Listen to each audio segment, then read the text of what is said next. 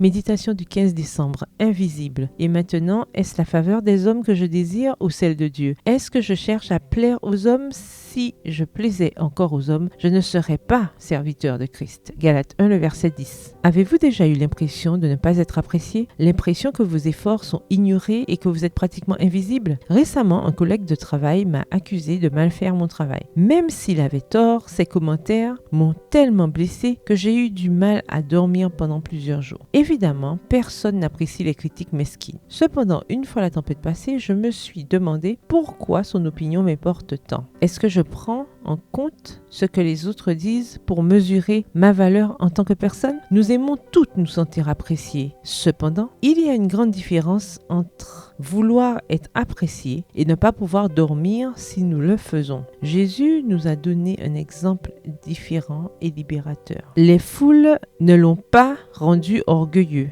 Ses ennemis les plus acharnés n'ont pas pu le faire douter de sa mission. Une fois, alors que les chefs juifs le harcelaient, cherchant des raisons de le mettre à mort, il leur a dit « Je ne cherche pas les éloges qui viennent des hommes.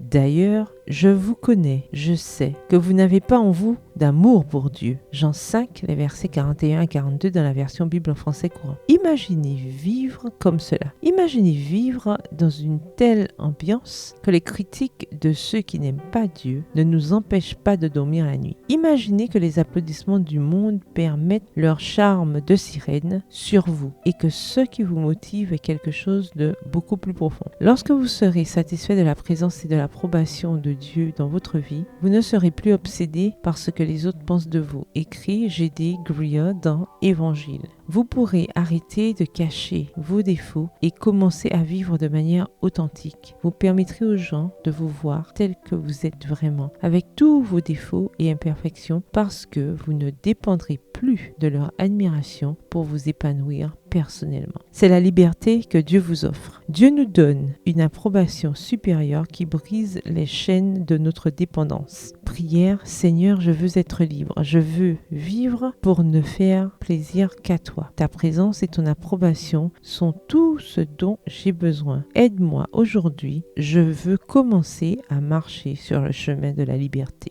Amen. Bonne journée, que l'Éternel vous bénisse.